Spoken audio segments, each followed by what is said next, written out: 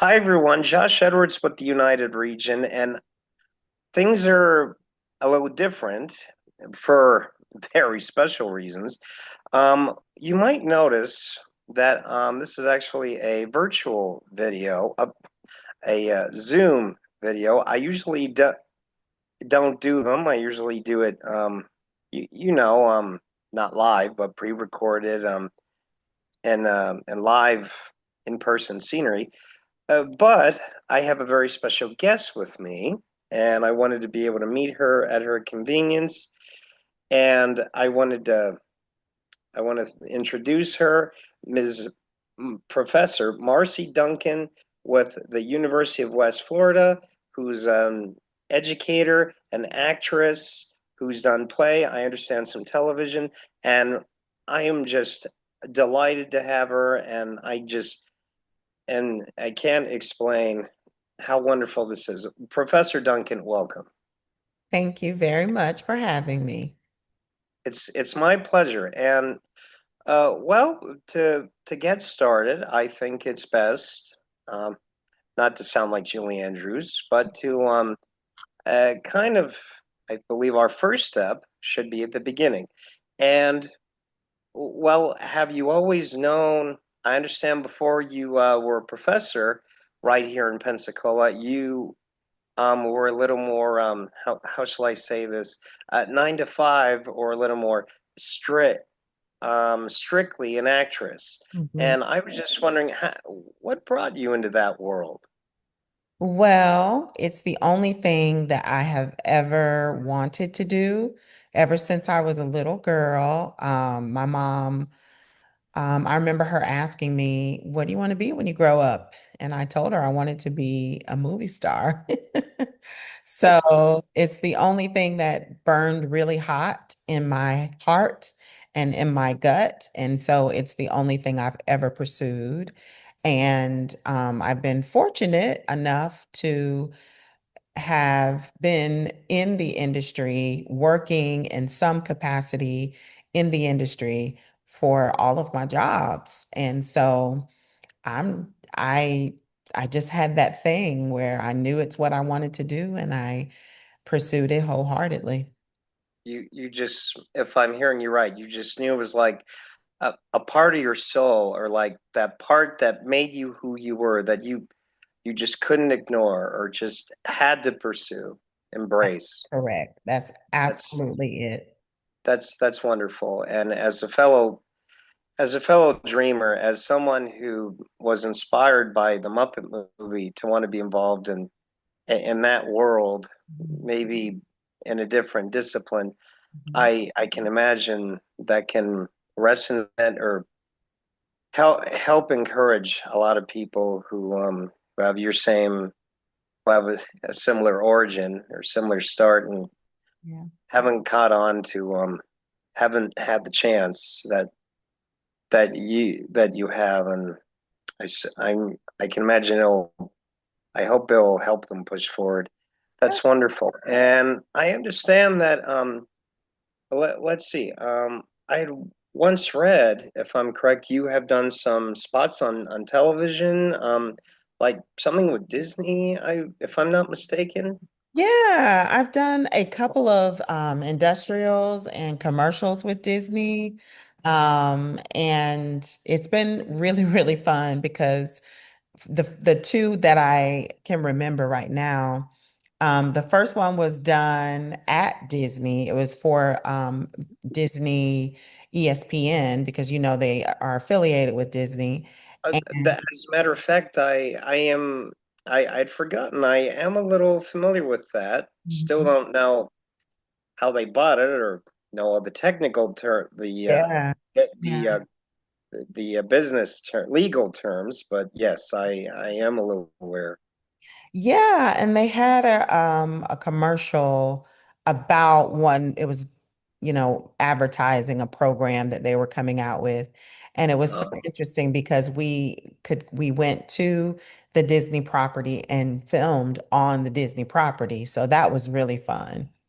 like Disney Studios, like Yeah. the actual Disney Studios in Los Angeles, Yeah. California. Well, not in Los Angeles, in Orlando, Florida. Hmm. Uh, Walt Disney World. that's amazing. What? Wait a minute.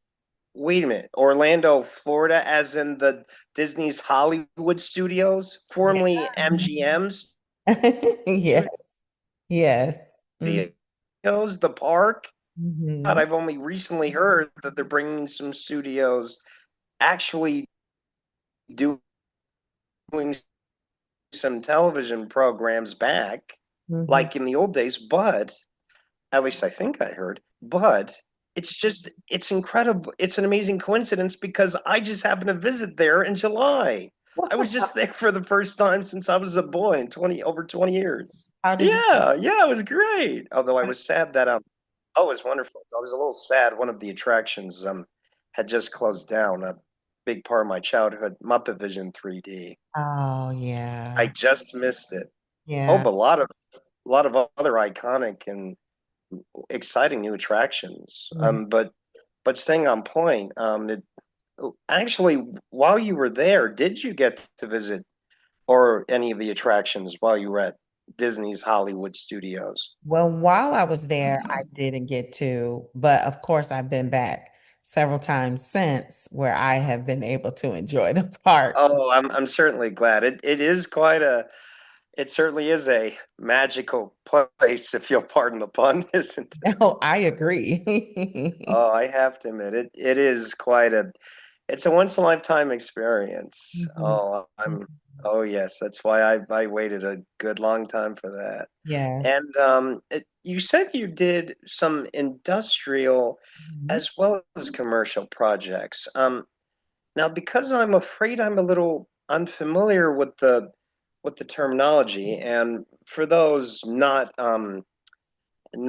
associated with w- with the world of performing or corporation, what exactly did that mean, industrial? So an industrial, the type that I did is basically Mhm. a commercial that will not air on television. It's used for Oh, specific marketing purposes. It can be used for training videos and it can be used for teaching as well. Um, oh, and so an industrial is basically used in-house or to a specific targeted marketing group.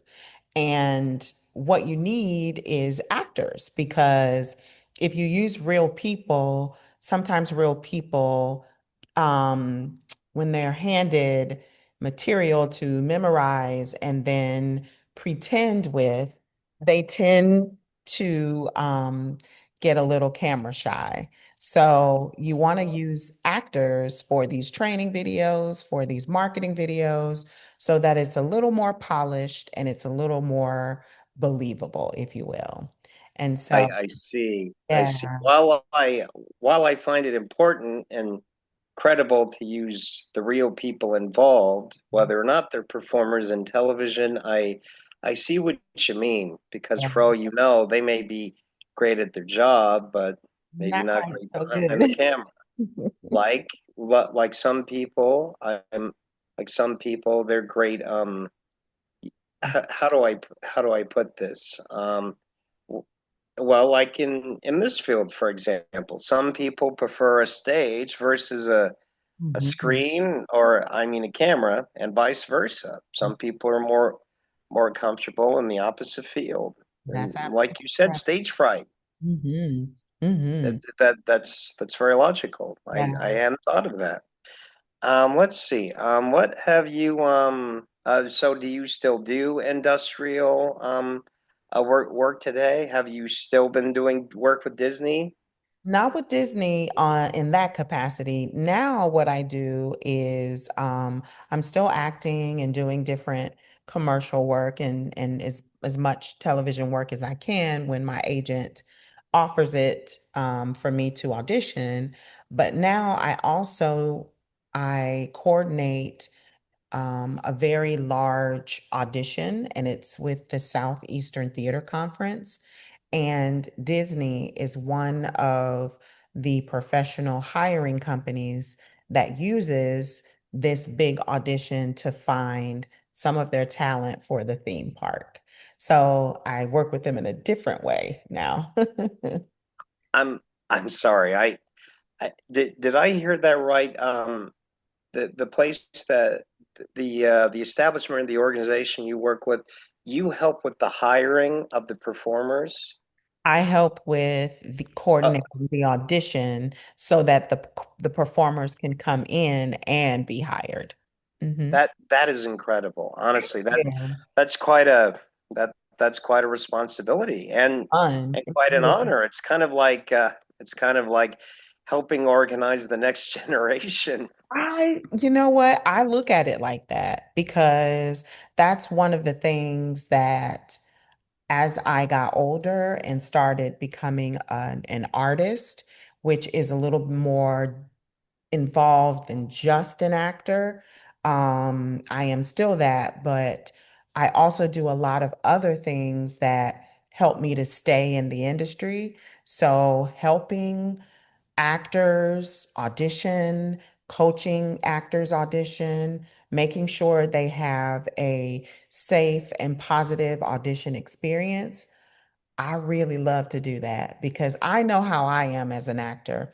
When I go into a place to audition, I really don't want to be stressed out. I don't want to be nervous. I don't want to be told that I'm doing the wrong thing so I try and I take great pleasure in creating an audition experience that is positive, that is kind, and that is encouraging. I I can imagine, and that's truly and that's incredible. And I think I wish more people you know would Hmm. either have the privilege or recognize the Hmm. ability within that privilege to shape and influence so many people. I think that's wonderful. And absolutely. No, you're right. And plus, hello, if you do an audition, they're telling you you're doing something wrong. Oh, Hello, how are they going to know if they've got the right person or not if they're not giving them the chance? right. Now, mind you, yes, maybe we need to Mhm. maybe a little direction or helpful criticism, Correct. well, constructive criticism, just to let them. But it's not about whether or not they're doing it right. It's about being on the same level. At Yeah. least that's what I would imagine. Yeah, and even with the correction, there is a way to give that correction because, like you said, in this discipline, correction is absolutely a part of the process. But the way in which you deliver that correction can inspire or it can shut down. So you want to make sure that your correction and your guidance and your feedback is led in love. And that's what I am working on now. I'm working on a textbook that outlines this lead in love practice that I created for teaching, for acting, and for directing. And it talks about, using the action of love, not the eros or the emotional version of love, but the action version of love to set up the circumstances for the artist to thrive versus to be torn down and to be looked down upon or abused, if you will. And um, Mm, that culture is something that archaic theater culture of tearing down is something that I am very passionate about reframing and recreating to be more positive and more, quite frankly, loving. that's wonderful. And you, well, first of all, a book Yes, that's amazing. And sir. wow. And I was just wondering, is it already published? Is there a release date? Well, we are in the process. I am working with the publisher right now. As a matter of fact, I have another chapter deadline on October 3rd. Uh, So, well, I'm certainly gonna. I certainly know what I'm going to have to get either for Halloween or Christmas. So it should be finished and ready to go to implement into classrooms and for those who just are interested in the book in the new year. That that's amazing. And I was just wondering, do you know if that do you plan to give it to any of your students with your Absolutely. acting classes? I understand you teach theater as well as digital content. Is that correct? With the stage as well as the screen? Yes, I do. And I plan to um, make the book available for my students. I've written it in such a way that it covers all of the classes that I teach. So different parts of the book are appropriate for the different classes that I teach. So Oh, yes. in other words, modify it or uh, Mhm. customize it to fit both environments, fit both worlds. Exactly. Very very logical, very proactive, Yes. very resourceful. And They let's see, only have to get one textbook, you know? They only have to get one textbook and they don't have to keep, spending the coins on a different book. oh yeah, yeah. And I just realized two birds with one stone. Yeah, That works out for everybody. it does. And plus, learn the best of both worlds. Hmm. Hmm, Hmm. yeah, I understand that. Let's see, getting a little back to the where the journey began and where journey's been taking you now. Have you always lived in Florida? Were you born and raised here? I was born and raised in Florida, and I've always lived in Florida. And fun fact, I actually don't live in Florida right now. I teach in No? Florida, but I actually live in Spanish Fort, Alabama, which is about 45 minutes from the campus here at UWF. So I commute from Alabama to come here and work. Yes, ma'am. And if I'm honest about the Florida, lucky dog. I I only say that because I lived in Kansas Oh, for wow. my life and Hmm. I've hadn't come until 21. So and I've just fallen in love with Pensacola and Oh, that's great. the beach and the people. Let's just say it's been quite a journey for myself and That's I'm wonderful. very blessed. Well, And now. I actually live not too far from the university. Oh, nice, nice. Yeah, yeah. So it's nice, and I understand that in addition to being an educator and let's see, and a performer, stage, and actually, I just remembered. I don't know whether or not you've still been doing it, but you were doing a play Mhm. about 2 years ago, a two-woman show, if I'm not mistaken, with another performer. Are you still doing that show? Yeah, we just left Connecticut earlier this month, actually. Not Connecticut, North Carolina. We were in Connecticut before that. But yes, it's a two-person show. I wrote it with my friend Carrie, who I met teaching here at UWF. And we wrote this play. And the play is about two women who are best friends who are opening up a cafe together. And the play asks the question, can um, can two friends who are different from one another, one black, one white, have an honest conversation about race and have their friendship survive? And this play is about friendship, it's about love, it's about learning one another and being your authentic selves with one another. And it's a beautiful story that has some very difficult conversations, but it also shows you that it can be done and you can still move forward together with those differences um, in love. And so, yeah, it's been amazing. I did not know that this story was inside of me. And I further did not know that we will be touring this show. This is our third year.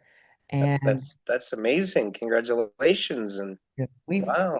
we are just so blown away and proud. And we feel very, very, very blessed to be on tour with a show that we wrote and that we love. So it's great. Love is a, I take it love is a It's a great thing. theme behind not only the play but your work. And from Yes. what I understand, if it's if this is something that the world is wanting you to tour, it Mhm. sounds to me like, if I'm hearing right, that this is maybe a story and a journey that the world wants to and or should Mhm. maybe join you with. What I mean to say is maybe this story has a message that maybe all of us need to hear, or maybe need to come together to join. I Maybe really there's do something. appreciate that. I do appreciate that. All of our shows are on our website where we will be if we're going to be in the area. We're trying to get back to Pensacola. We started our journey in Tallahassee, and Pensacola was our second place that we performed it. So, and the play's backdrop is in Pensacola, Florida. So Pensacola is very dear to us, and we'd love to come back here and do the show again. But just, if you want to find us, if you want to keep up with what we're doing, you can visit us at dissonanceplay.com, and it has all of our show dates. It has all of our places that we've been. It has testimonials. It has a summary of the play and what you can expect. So it's a lot there if you want to learn more about it. I certainly I certainly plan to remember that. Plan to keep tabs, Professor Duncan. That's I definitely can't wait to see it come here to Pensacola. You had said something about a backdrop. Could you enlighten me a little on that term, please? So we wrote the play, and the play takes place in the downtown Belmont and De Villiers neighborhood. And the history of that neighborhood is that it was predominantly Black back in the day. And of course, with gentrification, it really pushed the Black businesses out and other entities came in. But recently, particularly since the George Floyd murder, there has been an initiative to reopen the community for those Black businesses to come back. So this historic area serves as the background story for our play. We are, Oh, yeah, oh, in I the see. So play. the backdrop is sort of like the inspiration or the influence, if I'm hearing that correctly. Sort of like how and this is just because association is sort of how I can kind of process or follow along with new information. Mhm. Like how the Great Depression was the influence for the Batman comics, That's or right. That's right. the thing. Oh, all right. Then I follow, and That's yes, I admit I remember a little. I remember a little bit about that. I remember some of that. That was quite a while ago. So it I'd was. imagine that was Yeah. what was that, 5 years ago, if I remember that correctly? Yeah, I think you're right. It was just a little before the shutdown. Exactly And right. let's see. And I understand. I realize we don't have much time. What I understand, but before we do, I let me see. I understand that in addition to acting and educating, you're also involved in something called Artists at Play. Could you could you give us a little background on what that is and your role with that? Sure. Artists at Play is my company that I founded.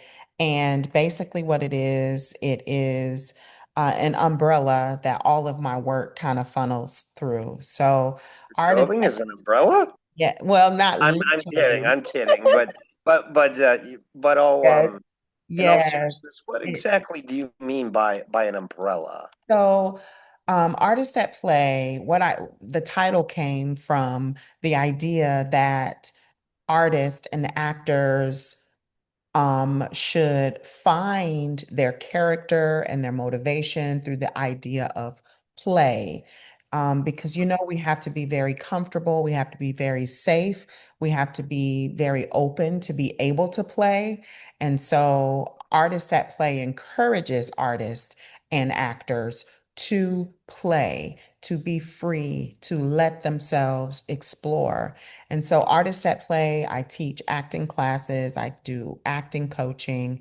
I also write. So, my books and technique and things like that, they are also underneath the Artist at Play brand, which the tag is to nurture the artist within. And so, Artist at Play is the business that I kind of funnel all of my creative activities under. Teacher, actress, and CEO. CEO. I'm starting to wonder if there's anything you can't or don't do. You're just a one woman. You just Well, you pretty much do everything possible, don't you? I must say, I have an incredible community that surrounds me and supports me and encourages me and makes sure that I'm celebrated and loved. And that is important because without that community, it will be very hard for me to create. It will be very hard for me to imagine because I would always be bogged down in thinking, oh, I can't do it because I don't have the support, or I might make this person upset, or I can't go to this because I'm creating that. And I will say, my community never makes me feel any way about following my dreams and following my creative outlets. So, yeah, I do. I wear a lot of hats, but it's my community that gives me the fuel in order to do that. That's amazing, and I actually understand something about the power of community, or at Mhm. least the power of the right environment to kind of push you. You, as you said, build up or Mhm. put power forward or Mhm. kind of stay down. It's very So it important. sounds like you just keep fighting every day, or you just keep pushing on with more fire of with with a lot more fire and a lot more passion. Mhm. And before we go, I understand there are two things. One, I just remembered, in addition to everything previously stated, you're also a podcast producer or a podcast host. This is very new.